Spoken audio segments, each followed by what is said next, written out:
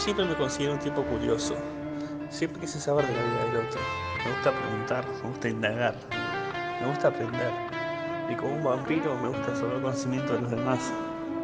A raíz de eso nació Seres Urbanos. Historias de personas que nos cruzamos a diario. Todos tienen algo para enseñar, todos tienen algo para contar. Y acá los escuchamos a todos. Bienvenidos a Seres Urbanos. Hola audiencia, acá estamos con otro podcast. Vamos a viajar hasta Venezuela, donde está Yolis, y nos va a hablar de la comunidad israelita mesiánica. ¿Cómo estás? Bienvenida. Hola Pablo, buenas tardes. Te saluda Yolis. Gracias por la invitación. Igualmente saludo a toda tu audiencia. Gracias por esta invitación. Para mí es un honor que te hayas interesado en conocerme y también conocer mi fe. Saludos. Shalom Ubrajó significa paz y bendiciones. Yoli, contanos, ¿qué es ser israelita mesiánico? ¿Tiene que ver algo con el judaísmo? ¿Ustedes son judíos o ser judíos es otra cosa? Porque hay un error en esos conceptos. Explícanos un poco y contanos un poco de tu comunidad. Pablo, sí, de alguna manera soy judía, creyente en el Hijo del Dios de Israel, en Yod-Heh Vah-Heh. Lo que hemos creído en el Dios de Israel, por fe fuimos injertos como hijos, como escogidos dentro de las naciones y nos hacemos llamar judíos mesiánicos. ¿Por qué? El Mesías Yeshua, el que es conocido en las naciones como Jesucristo, nosotros lo llamamos por su nombre real, que es un nombre totalmente hebreo. Él se llama Yeshua y nosotros hemos creído que Él es el Hijo de Dios. Y nos hacemos llamar comunidad israelita mesiánica porque comprendemos un cuerpo de creyentes los cuales practicamos la fe del Mesías Yeshua. Por eso es que nos hacemos llamar comunidad israelita mesiánica. Participamos en todo lo que el Mesías explicó en la palabra, que nosotros tendríamos que cumplir totalmente lo que el Padre dejó establecido en la palabra. Estamos en las naciones, no somos natural del pueblo de Israel, pero somos injertos por la fe en el Mesías, que Él murió y resucitó en un madero para que nosotros pudiéramos tener entrada como hijos. Somos de las naciones, yo soy venezolana, pero soy una israelita por la fe en el Mesías Yeshua. Cuando hablas del Dios de Israel, ¿tiene alguna diferencia con los otros conceptos de Dios que manejan las otras religiones? Y ustedes, por ejemplo, la base viene de Israel. ¿Hay mucha diferencia, por ejemplo, con la Iglesia Católica que es de Roma? Pablo, sí hay diferencia en cuanto uno se dirige al Dios de Israel porque enmarca la cultura totalmente de la fe del Mesías. El Mesías, que fue el instrumento que usó el Eterno, el Dios de Israel, para nuestro conocimiento, fue conocido como un maestro, como un rabí. Y si hay diferencia entre el Dios de la Iglesia Católica al Dios de Israel. Nosotros estamos enmarcados totalmente en las enseñanzas judías. Hay una diferencia muy grande en lo que es la religión católica a la religión judía. Y sí, nos dirigimos a él de una manera muy diferente como lo llama un católico. Le dicen solamente Dios. Nosotros le decimos el Eterno, Hashem Adonai, el Dios de Abraham, de Isaac y de Jacob. Y allí hay muchas diferencias cuando solamente se le dice Dios. Porque también hay en las escrituras la palabra que nos dice que al Dios de este siglo, que es el enemigo, Satanás, también se le llama Dios. Y a muchas personas que le hacen cultos, que ya han tenido rituales, creencias, también se le dice Dios. Entonces cuando me dirijo al Dios que yo creo, yo lo digo me dirijo de esta manera a Hashem Adonai, le digo el Eterno. Entonces sí hay diferencia entre esas titularidades. Tenía un concepto quizás un tanto erróneo o equívoco, o quizás hay varias vertientes, ¿no? De las religiones que son puramente de Israel, o llamados judíos, que no creían en Jesucristo, como que el Mesías no había llegado. Ustedes no, ustedes sí lo reconocen como el Mesías a Jesús de Nazaret, o como le llame, Joshua creo que se le dice, no quiero faltar respeto, pero no me sale la lengua, este, lo reconocen a él como tal. Bueno, sí, allí hay un sector, ¿verdad?, que son los judíos ortodoxos que no creen en el Mesías. Pero sí hay registros que el Mesías estuvo en Israel, de hecho está confirmado a través de las Escrituras que fue el Mesías que vino y fue el Mesías que murió y resucitó al tercer día. Y por esa fe nosotros pasamos a ser israelitas por la fe en el Mesías, como lo dice el libro de Efesios capítulo 2, versículo 12. Nosotros en este tiempo hay un despertar inmenso. Nosotros nos hemos vuelto a las sendas antiguas. El conocimiento que se dio en las naciones fue totalmente romano. Nosotros hemos cortado ese cordón umbilical de Roma que nos alejaba totalmente de la fe del Mesías, que había que guardar los mandamientos, estudiar la Torá. Entonces, ahorita están pasando dos situaciones. Los judíos que no creen en el Mesías tienen que creer en el Mesías. El Padre lo está haciendo. Y los creyentes en las naciones que no creían que la fe viene de los judíos, están creyendo que la fe viene de los judíos. Entonces hay dos connotaciones grandes en este tiempo, que el Padre lo está haciendo, el Creador lo está haciendo. Nosotros hemos entendido que la salvación viene de los judíos. Y por ello es que nosotros estamos enmarcados totalmente en el judaísmo. Hemos cortado totalmente el cordón umbilical de Roma. Ya no nos hacemos llamar cristianos, nos hacemos llamar israelitas mesiánicos. Pero sí existe una comunidad en Israel, que son los judíos ortodoxos y en algunas partes de Estados Unidos, que no han creído en el Mesías. Pero el Padre, como Él es todopoderoso, le está haciendo todas estas cosas. Así como lo hizo con nosotros, una parte del mundo ahorita actualmente está guardando y estudiando la Torá, que lo hacen los judíos en Israel y en algunas partes de Estados Unidos, en algunas de las naciones donde hay judíos ortodoxos que solamente estudian la Torá, que no creen en el Mesías. Pero Él mismo lo está haciendo. Hay un despertar. Esos judíos que no han creído en el Mesías han de creer en el Mesías, van a creer porque el Padre lo va a hacer. Entonces esa unidad de esos dos pueblos ya el Padre lo está haciendo, que seamos uno delante de Él, un solo pueblo, y ese pueblo se llama Israel. En cuanto a la Torah, ¿es lo mismo que la Biblia? ¿Qué escrituras posee? ¿Ustedes también utilizan el Nuevo Testamento? ¿Cómo son sus escrituras? Si nosotros conocimos las escrituras, la Biblia Reina Valera, esa fue la que se dio en las naciones. Pero como el Padre es todopoderoso, dio instrucciones que nosotros teníamos que leer los originales. Y es lo que hemos hecho. Nosotros, como te dije anteriormente, nos hemos vuelto unos estudiantes, unos investigadores, y tenemos ahora en nuestras manos, a través de la web, Biblias totalmente israelitas, totalmente hebreas, y hacemos comparaciones. De alguna manera, Reina Valera fue traducida por monjes católicos y allí hay muchos errores, pero de alguna manera nos sirvió al principio para nosotros tener fe en el Dios de Israel, nos ayudó muchísimo. Pero había algo más que teníamos que investigar y es lo que estamos haciendo ahorita. Somos investigadores, somos estudiantes y tenemos en la mano la Biblia Torá viviente, que es totalmente del original hebreo.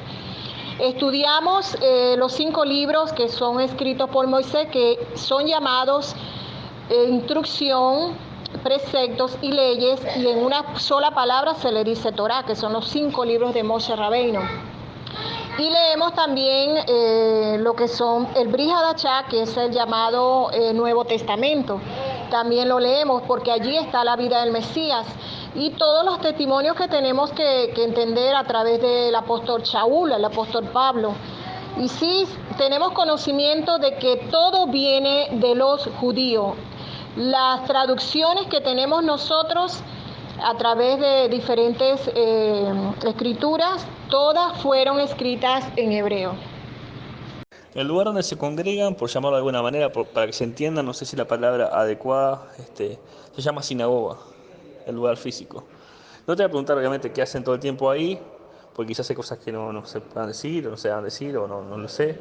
Pero básicamente, ¿qué hacen? Hacen oraciones, hablan de Dios, cosas a grandes rasgos nomás que se puedan contar y que se puedan entender. Y ya grabada esa pregunta, te quería preguntar, valga la redundancia. ¿Qué jerarquías existen en la comunidad israelita mesiánica? ¿Hay una figura máxima como un papa? ¿Hay sacerdotes? ¿Qué rol ocupa la mujer? Sí, la sinagoga es un lugar de reunión. La sinagoga nosotros le damos uso más que todo el día Shabbat, el día de reposo. Nos reunimos todos los creyentes, todos los discípulos nos reunimos. Tenemos una autoridad que es un rabino y un roé que viene siendo el director de la asamblea. La mujer, en este caso, mi posición, yo soy la esposa de roé, del director de la asamblea. Soy la ayudidónia. En oportunidades dirijo el servicio, comienzo el servicio. Dentro de la sinagoga hacemos totalmente estudio de la palabra. Se enmarca totalmente en la Torá. También en los testimonios del Mesías. También en la conversión del apóstol Shaul. Cómo llegó el apóstol Shaul, ¿verdad? Y damos el conocimiento que el apóstol Shaul fue el instrumento que usó el Eterno para llegar a los gentiles. Los gentiles son aquellos que no tienen nada que ver con Israel, aquellos que no tienen la fe del Mesías Yeshua, del Mesías de Israel. Y sí, nos congregamos específicamente el día Shabbat, que viene siendo el séptimo de la semana, que en el calendario gregoriano aplica al día sábado. Y lo hacemos en la mañana a partir de las 10 y podemos estar casi todo el día hasta la puesta del sol, que finaliza ese día de reposo, que es un día que está establecido como un día de importancia, como lo dice el libro de Génesis capítulo 2 versículo 3, que es un día que él apartó y lo bendijo, lo santificó. Y también lo dice Éxodo capítulo 8:20, que tenemos que recordar ese día. Es un día específico donde la comunidad israelita mesiánica tiene que hacer vida en la sinagoga. Justo mencionaste el calendario gregoriano, que era algo que se me estaba pasando por alto. Ustedes manejan otro calendario, ¿verdad? ¿En qué se basa el calendario que manejan? ¿O también es una teoría que no es así? A través de la Iglesia Católica a nosotros nos cambiaron todo. Pero como te estoy diciendo, el Padre es todopoderoso y en este tiempo hay un despertar, en este tiempo hay unos cambios que se están dando. El horario gregoriano fue cambiado, ¿verdad? Para el día de reposo lo pusieron el día domingo y en las escrituras está el día séptimo que aplica al día sábado de la semana. Y hubieron cambios que nosotros por ignorancia, porque no teníamos el conocimiento, hacíamos esa voluntad de hombre, unas dogmas que fueron inventadas por hombre. Por eso es que este tiempo hay un gran despertar donde nosotros nos hemos vuelto a las sendas antiguas y estamos totalmente alineados al calendario judío. Nosotros guardamos las fiestas del pueblo de Israel, como lo dicen las escrituras, guardamos el día Shabbat, como lo dicen las escrituras, y hemos investigado que a nosotros se nos cambió todo. ¿Por qué se nos cambió? Precisamente para no obedecer a nuestro Creador. Y si nosotros seguíamos siendo unos desobedientes totalmente a nuestro Creador, nosotros no íbamos a alcanzar totalmente la salvación ni vida eterna, que es lo que estamos nosotros creyendo, que después de esta vida nosotros vamos a tener vida eterna. Y nos hemos vuelto unos adoradores en espíritu y en verdad, adorar al Padre en todo lo que Él dejó establecido en su palabra. Y las investigaciones que nosotros tenemos del original hebreo nos indica que tenemos que guardar el día de reposo y aplica al día séptimo de la semana.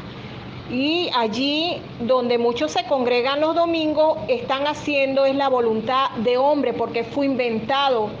Y allí hay muchísima tela que cortar en ese estudio. ¿Oíste?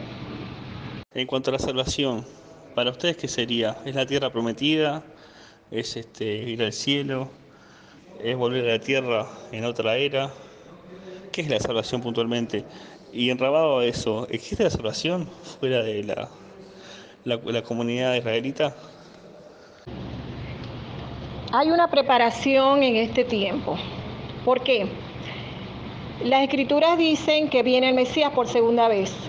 dice que heredaremos la tierra, nadie va para el cielo. Los conceptos que se dieron a través de las diferentes Biblias católicas decían que los que se iban a salvar iban al cielo. No, es totalmente una mentira. Nosotros nos estamos preparando para la era mesiánica.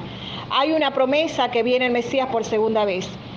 Y la salvación es, ¿verdad?, que nosotros mientras estamos en esta tierra, nosotros vamos a estar guardando los mandamientos, haciendo la voluntad del Eterno para calificar como escogidos para reinar con el Mesías. ¿Cuándo vamos a reinar con el Mesías? El Mesías, cuando venga por segunda vez, viene con la nueva Jerusalén, la que va a descender del cielo. Eso está escrito en el libro de Apocalipsis, que solamente los que guardan la Torá heredarán la vida eterna. ¿Cuál es la vida eterna? La vida eterna es reinar con el Mesías cuando venga por segunda vez. Hay muchos conceptos que se dieron a través de diferentes religiones, que la gente va a ir al cielo, va a ser salva, va a morir y va a ir al cielo. Nadie va a ir al cielo. Esa es una mentira que se dio. Por eso es que allí en el libro de Apocalipsis capítulo 12 dice: bienaventurados los que guardan la Torá, dicen, para tener derecho al árbol de la vida y para entrar por las puertas de la ciudad. ¿Cuál ciudad? La nueva Jerusalén, que viene a presidir el Mesías en su reinado para el milenio. Esa es la gran esperanza para todo discípulo, para todo creyente en el Mesías de Israel, que el Padre Celestial, Yod-Heh Vah-Heh, el Dios de Israel, está preparando un pueblo para reinar con el Mesías. Bien, entonces la salvación es volver a la tierra con vida eterna. ¿Y la condena cuál sería? ¿Existe el infierno como tal? Ya me nombraste al antagonista de Dios, a Satanás, Lucifer. Este, ¿Hay una condena como tal o la condena en sí es la muerte eterna? La muerte, llamémosle, perdón, a dejar de existir, ¿no? A perderse, como quien dice, en la nada. Sí, en las escrituras dice que hay un castigo, hay una muerte segunda. La connotación, hay una muerte espiritual cuando la persona es totalmente incrédulo. Dice exactamente en el libro de Apocalipsis 21:8, dice: pero los cobardes e incrédulos, los abominables y homicidas, los fornicarios y los hechiceros, los idólatras y todos los mentirosos tendrán su parte en el lago que arde con fuego y azufre, que es la muerte segunda. ¿Qué significa? Las personas que andan haciendo cosas malas en este mundo, que no tienen ninguna identidad con el Dios de Israel, que no han creído en el Dios de Israel, que no han creído en el Mesías, que están lejos totalmente de la presencia de Dios y andan incurso en todas estas contaminaciones del mundo, que por supuesto quienes los dominan es el enemigo, Satanás. Ellos andan totalmente muertos en el espíritu, tienen una muerte espiritual. Si ellos no viene a ellos la verdad, por eso es que dice las escrituras que todo se ha de predicar, toda la tierra va a tener el conocimiento de las escrituras del Dios de Israel. Si ellos no se convierten, si ellos no se arrepienten de sus actos y siguen en esas inmundicias, actuando de esas maneras, lascivias, en cosas que le desagradan al Eterno, ellos están muertos espiritualmente. Pero si viene a ellos el arrepentimiento genuino, se arrepiente, vuelven en sí y se arrepiente, piden perdón, viene a ellos la luz, la vida del Eterno, ellos pueden llegar a ser salvos. Pero si no, van a la muerte segunda. La muerte segunda, ¿cuál es esa? La que dice el libro de Apocalipsis, versículo 28, capítulo 21, versículo 28, que hay una muerte segunda, van a ser condenados. Si ellos no tienen, pero el Padre es tan bueno que Él da la oportunidad que las personas se puedan arrepentir y volverse a Él. Exactamente en el libro de Apocalipsis 21, versículo 8. Allí exactamente está esa cita. Bien, avancemos un poco más. En cuanto a la figura de la Virgen María, de los santos, sé que santos si creo, no estaré errado, no cultúan santos. No sé cómo queda la figura de la Virgen María y los apóstoles. ¿Dónde entran en su religión? ¿Y existe alguna otra figura como ángeles, arcángeles, ¿O es solamente la veneración pura y exclusivamente solo de Dios? La veneración sí, yo creo que es solo para Dios, ¿no? Pero digo, alguien más que se nombre, que se cite, que se lo invoque, entre comillas, para algo. No, exactamente nosotros como guardamos los mandamientos, tenemos principio en ellos, ¿verdad? El primer mandamiento dice que no tendremos otro Elohim, o sea, otro Dios, solamente Hashem Adonai, tu Elohim. Y el segundo dice no serás idólatra, precisamente hemos entendido que la adoración va a ser siempre para el Padre, para el Todopoderoso. Dice en el libro de Deuteronomio capítulo 6 versículo 4 al 7, dice, y amarás a Hashem Adonai tu Elohim con todo tu corazón, con todo tu ser y con todos tus recursos.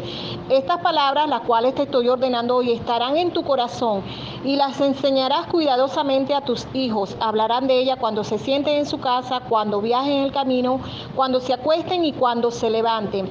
Allí hay una ordenanza que nosotros no tenemos que tener otros dioses, no tenemos que adorar a más nadie.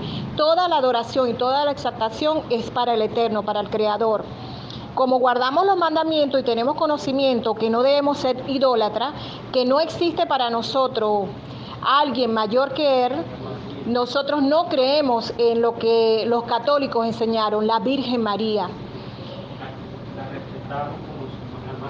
Nosotros solamente tenemos el conocimiento que Miriam, que tampoco es María, fue la madre del Hijo de Dios, del Mesías. Es una mujer que el Padre usó para que el Mesías tuviera un vientre materno. Pero no hacemos ninguna alusión a santo, no hacemos alusiones porque ya eso es idolatría. Entonces, como si vamos a ser idólatras, estamos violando los mandamientos. Entonces hemos entendido que tenemos un solo Elohim, un solo Dios, al cual tenemos que rendirle pleitesía, honores y magnificencia. Amén. Cerrando y no quitarte más tiempo, que ha sido súper amable. La verdad, muy contento con esta charla, esta pequeña charla, pero con gran contenido. ¿Qué te gustaría agregar o qué crees que tenés que agregar a modo de mensaje para la gente que esté escuchando en toda Latinoamérica? Este, ¿Qué te gustaría agregar? ¿Algo que hayamos pasado por alto? ¿Algún mensaje que quieras dejar? O quizás a la persona que mira con simpatía este, a tu religión y se quiere acercar, ¿qué le dirías a ellos? Para todos los radioescuchas, mi mensaje es este. La adoración siempre va a ser para nuestro Creador. Le damos gracias al Creador porque tiene la mejor creación, que es la humanidad. Y mi mensaje es que voy a citar dos citas, específicamente Gálatas 3:29, dice, si vosotros sois del Mashiach, ciertamente el linaje de Abraham sois y herederos según la promesa. Y el libro de Apocalipsis, capítulo 14:12, he aquí está la paciencia de los Kadoshim, los santos, los que guardan los mandamientos de la Torá de Hashem Adonai y la fe de Yeshua. ¿Qué significa? Si la persona no tiene estos dos componentes, que no guarda los mandamientos y no cree en el Mesías, no califica para reinar con el Mesías en el milenio. Mi mensaje es para todos los radioescuchas, los que no tienen este conocimiento, que el Padre es bueno y maravilloso, Él mismo lo está haciendo. Él a través de sus instrumentos está yendo a todas partes para que las personas entiendan que existe un solo Dios. Y Él es el dueño de toda la creación, Él es el dueño del universo y toda la creación le pertenece a Él. Y todo aquel que es un escogido va a tener este conocimiento porque es escogido y sellado por Él mismo. Para cuando venga el Mesías por segunda vez ha de reinar con Él en el milenio, en la nueva Jerusalén que va a descender, así como lo dice el libro de Apocalipsis capítulo 21, que viene una nueva tierra y un cielo nuevo. Bueno, Yolis, no me queda más nada que agradecerte de todo corazón. Muchísimas gracias a ti y a tu esposo que estuvo apoyando también el podcast, ahí que te estaba apoyando a ti con la información. Y bueno, quizás en algún otro momento, si tienes ganas de profundizar más en el tema, nos podemos encontrar en otro episodio. Te mando un abrazo grande y muchísimas gracias. Gracias a ti, Pablo, por la invitación. Gracias y espero que esto llegue a muchísimas partes a través de tu medio, el medio que tú estás usando, ese instrumento que tienes en tus manos, y que se difunda la verdad para que haya libertad en todas las naciones. Gracias porque ha sido de bendición para mí que yo pueda estar aquí en Venezuela y tú allá en Uruguay, y que el mismo Padre a través de su poder haya permitido esta entrevista. Muchísimas gracias y que el Eterno te bendiga y te guarde y te prospere en todos tus caminos. Amén.